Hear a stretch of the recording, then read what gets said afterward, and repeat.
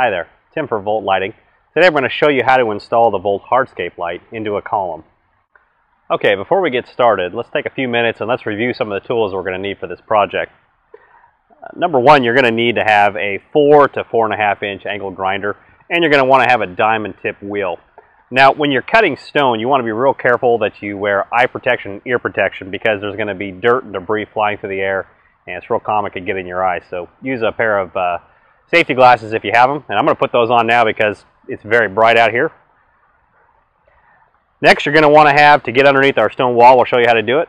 I've used a piece of rod here. This is a 1/2 inch piece of ground rod. You can use a piece of pipe, whatever will work for you, just something rigid that you could pound on to make a sleeve underneath the column. You'll need a caulking gun and some landscape adhesive. To mark our stone for our location of our lights, you're going to want to have a tape measure, pencil, and a Sharpie. To get our capstones off, you'll need a selection of masonry chisels. Depending on the size of your stone, you may need one, you may need more, just to be able to leverage that stone off without it breaking. To pound that stone in, you're going to want to have a masonry hammer. This is about a 2 to 3 pounder. And then, to put our fixtures in place, you're going to want to have a small, this is a cordless hammer drill with a 3/16 inch masonry bit, and that'll help us secure our fasteners to our light to get it into the post. So that's what we'll do to get started with today, and hopefully you'll learn a few things today as we get this installed. Let's get started. I'll show you how to install this light in a segmental block column, which is very common in landscapes today. First, let's begin by removing the capstone. It's not a bad idea to use 2 chisels together to break the glue that's holding down the stone. Once you have broken the top stone away from the glue, you can now pry that stone up and lift it free from the top of the column. With the capstone removed, we can now see the center cavity where our wire will run.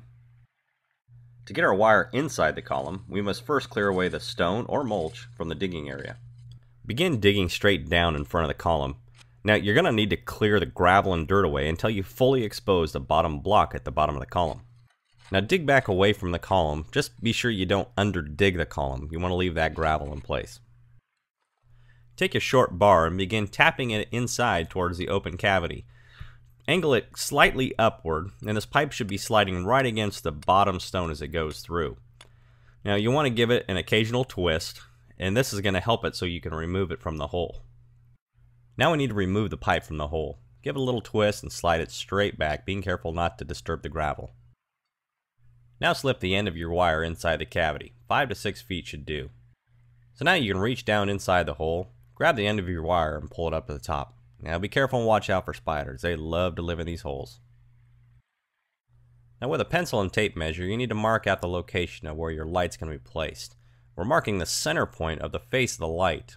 In this case, it's going to be 10 inches. I'm going to take my pencil. I'm going to mark a line straight from the back of the block all the way to the face of the block.